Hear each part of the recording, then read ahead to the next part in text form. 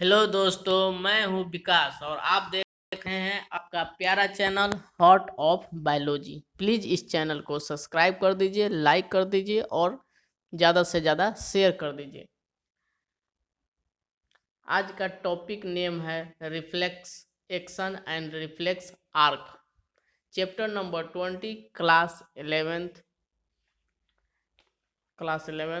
Chapter का नाम है न्यूरल कंट्रोल एंड कोऑर्डिनेशन। तो प्लीज़ इस चैनल को सब्सक्राइब कर दीजिए और बेल आइकन दबाना न भूलें और कमेंट ज़रूर करें कैसा वीडियो है, अच्छा है ख़राब है, मैं और सुधार करने का कोशिश करूँगा। तो चलिए स्टार्ट करते हैं। You must have experienced a sudden withdrawal of a body part which come in contact with objects that are extremely hot, cold, pointed or animal that are scary, poisonous। कह रहा है आप निश्चित ही एक्सपीरियंस किए होंगे कि आपका कोई भी बॉडी पार्ट सडन विड्रोल खींच लिया हो।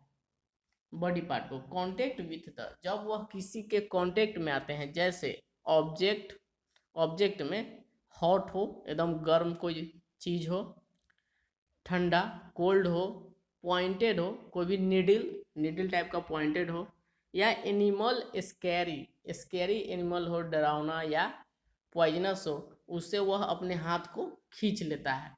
तो इस चीज़ को आप एक्सपीरियंस किए होंगे। The entire process of response to a peripheral nervous stimulus, ये एक इम्पॉर्टेंट चीज़ है कि यह प्रोसेस रिफ्लेक्स एक्शन और रिफ्लेक्स आर्क में, इस प्रोसेस का रिस्पॉन्सिबल कौन लेता है? तो इस प्रोसेस का रिस्पॉन्सिबल लेता है peripheral nervous stimulus. Peripheral nervous stimulus, ठीक है, peripheral nervous stimulus that occur involuntary, यह एक इनवॉलेंट्री है। वॉलेंट्री स्लो प्रोसेस होता है, इनवॉलेंट्री फास्ट प्रोसेस होता है, और यह क्या है? फास्ट प्रोसेस है। Without the conscious effect through the and require the involvement of a part of the central nervous system। और इसमें क्या होता है? विदाउट कॉन्शियस इफेक्ट, बिना किसी कॉन्शियस इफेक्ट का, समझे? जैसे हाथ है वो खींचता है वॉल्यूमेंट्री, ब्रेन के पास जाता है, ब्रेन कहता है कि डस्टर उठाओ, तब उठाते हैं, तो ये वॉल्यूमेंट्री हो गया। लेकिन फ्रैक्शन ऑफ सेकंड में जो काम होता है वो इनवॉलेंट्री होता है, और इसमें इन्वॉल्वमेंट होता है सेंट्रल नर्वस सिस्टम। उसी को हम लोग रिफ्लेक्स आर्क कहते हैं। Withdrawal of hand from a pointed India scaring with the help of, किसके मदद से? Peripheral nervous system in the involvement of central nervous system which called reflex arc, उसे हम रिफ्लेक्स आर्क कहते हैं। अब आते हैं reflection pathway. The reflex pathway compromises at least one afferent neuron. जो रिफ्लेक्स पाथवे है वह कंप्रोमाइज करता है एक एफरेंट न्यूरॉन, रिसेप्टर, एक जो होता है रिसेप्टर होता है, और वन इफरेंट इफेक्टर और एक्साइटरी। ये इंपॉर्टेंट पूछता है कि एफरेंट न्यूरॉन को क्या कहते हैं? तो एफरेंट न्यूरॉन को हम रिसेप्टर कहते हैं। Afferent neuron is the receptor. Afferent neuron क्या है? रिसेप्टर है। और इफरेंट न्यूरॉन क्या है? इफेक्टर और excitatory neuron apparently arrange in a series, दोनों एक सीरीज में है। तो क्या पूरा क्या बता रहा है? रिफ्लेक्स पाथवे जो है उसमें कम से कम एक इफेक्टर होना चाहिए और एक एफेक्टर होना चाहिए, एक रिसेप्टर और एक इफेक्टर, ठीक है। The afferent neuron receive signal from sensory organ. जो एफरेंट न्यूरॉन है, एफरेंट ए, वह रिसीव करता है सिग्नल सेंसरी ऑर्गन से और ट्रांसमिट कर देता है इम्पल्स के द्वारा dorsal nerves root into the central nervous system. और वह ट्रांसमिट कर देता है, सेंसरी से लेता है और डोर्सल नर्व रूट को दे देता है। सेंसरी डोर्सल नर्व रूट के द्वारा सेंट्रल नर्वस सिस्टम के पास पहुंचा देता है at the level of spinal cord. Spinal cord से चला जाता है, ठीक है। समझ में आया? चलिए आगे देखते हैं। The efferent neuron then carries signal from centre. अब क्या है कि एफरेंट तो पहुंचा दिया सेंसरी के द्वारा, एफरेंट जो है सेंसरी के द्वारा एक्सेप्ट किया और सेंट्रल नर्वस सिस्टम को पहुंचा दिया। किसके द्वारा? डोर्सल रूट के द्वारा सेंट्रल नर्वस सिस्टम को पहुंचा दिया। उसके बाद इफरेंट न्यूरॉन जो है वह कैरी करता है सिग्नल, कहाँ से? Central nervous system. अब सेंट्रल नर्वस सिस्टम के पास चला गया, वहां से वह कैरी किया टू द इफेक्टर, कहाँ पर? जहां पर इफेक्ट हुआ था वहां पर गया। द स्टिमुलस एंड रिस्पॉन्स दस फॉर्म ए रिफ्लेक्स आर्क, इसी को हम लोग रिफ्लेक्स आर्क कहते हैं। तो समझिए, मान लीजिए कि एक पिन हमारे हैंड में आकर के गड़ गया। अब हैंड जो है वो इफेक्टर हो गया, वहां से क्या हुआ कि सेंसरी नर्व के द्वारा सिग्नल सेंट्रल नर्वस सिस्टम में गया। सेंसरी जो है वह रिसीव किया, एफरेंट नर्व जो है वो रिसीव किया और वह सेंसरी के द्वारा डोर्सल रूट मतलब पीछे पीठ के द्वारा वह चला गया स्पाइनल कॉर्ड से सेंट्रल नर्वस सिस्टम में।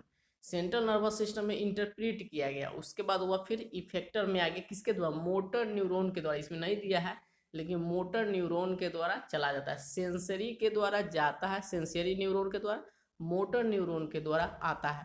डोर्सल रूट मतलब हो गया हमारे वर्टिब्रल कॉलम में स्पाइनल कॉर्ड रन करता है, उसी को डोर्सल रूट कहते हैं। ठीक है, इसी को हम लोग रिफ्लेक्स आर्क कहते हैं, जो कि नीचे दिया गया है। और रिफ्लेक्स आर्क को हम लोग नी जर्क, यह नी जर्क एग्जाम्पल दिया है नीचे, नी जर्क, क्योंकि नी पर जर्क हो रहा है। चलिए अब आगे देखते हैं। यही हमारा नी जर्क दिया, ये जो है नी है, घुटना, नी।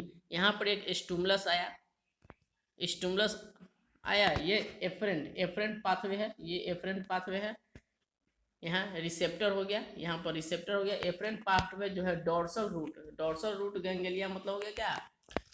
अथी के स्पाइनल कॉर्ड के द्वारा यह चला गया। ठीक है, स्पाइनल कॉर्ड के द्वारा यहाँ पर आ गया ब्रेन में। ठीक है, ब्रेन में ग्रे मैटर अंदर होता है, व्हाइट मैटर बाहर होता है। ये एक इम्पोर्टेंट क्वेश्चन है, नीट में पूछा गया है, ग्रे मैटर अंदर और व्हाइट मैटर बाहर।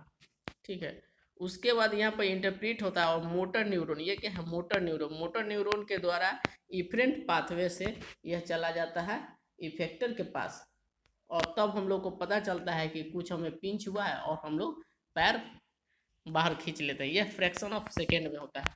ठीक है, अब अगला टॉपिक है सेंसरी रिसेप्शन एंड प्रोसेसिंग। अब सेंसरी रिसेप्शन और प्रोसेसिंग क्या है?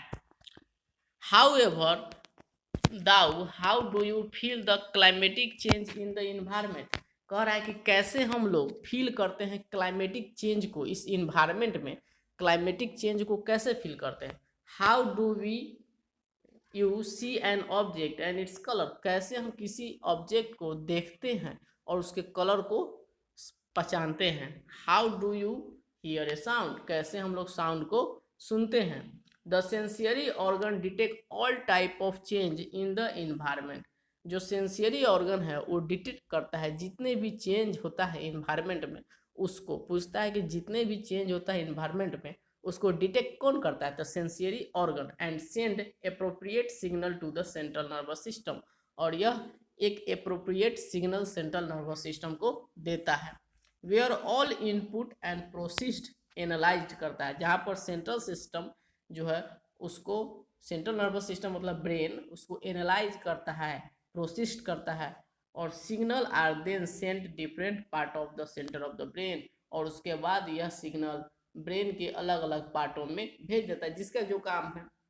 जैसे ऑसिपिटल हो गया, उसके बाद पेराइटल हो गया, ब्रेन का ये सब पार्ट है, उसको अलग अलग पार्ट को अलग अलग चीज का अलग अलग फंक्शन है। ठीक है, this is how we can sense change the environment, कैसे हम लोग इन्वायरमेंट को समझते हैं, इन्वायरमेंट को के चेंज को हम लोग समझते हैं। ठीक है, चलिए आगे देखते हैं। In the following sense you will be introduce the structural and functional eye क्या है? Sensory organ of vision, and ear sensory organ of hearing, सुनने वाला। नेक्स्ट टॉपिक है आई टॉपिक जो है थोड़ा लंबा है, इसीलिए इसको यहाँ पर रोक देते हैं। आई जो है टॉपिक वो नेक्स्ट वीडियो में आएगा। So thank you. प्लीज़ मेरे चैनल को सब्सक्राइब कर दीजिए और बेल आइकन दबाना ना भूलें और कमेंट कीजिए कैसा वीडियो है, नहीं ये वीडियो है। धन्यवाद।